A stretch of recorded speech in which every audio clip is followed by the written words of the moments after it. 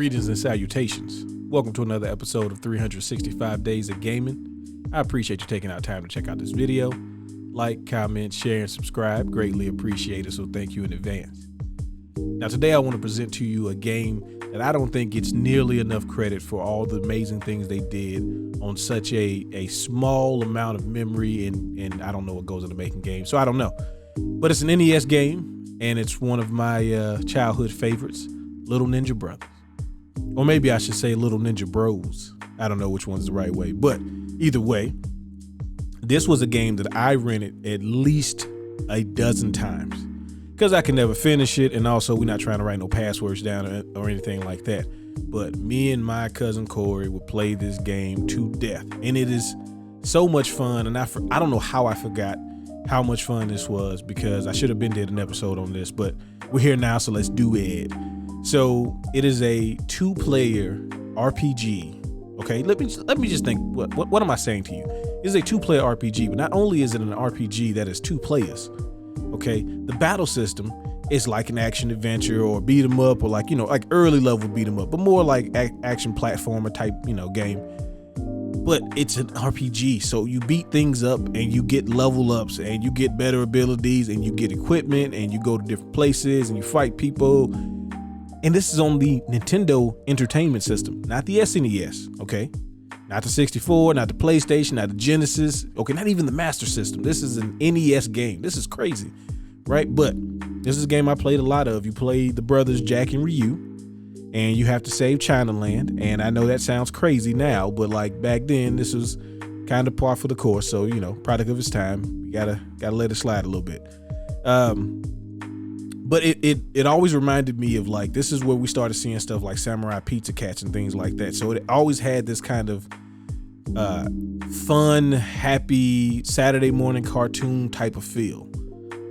But again, this is a NES game, so I'm giving it a lot of credit just for being an NES game. I don't know. I feel like that system, had some things going on that I felt like pushed the boundaries a little bit in a good way. So you are tasked with going basically from town to town, getting each town's treasure. And in order to do that, obviously you have to fight the keeper of the treasure, which is each of the generals from the Yoma army.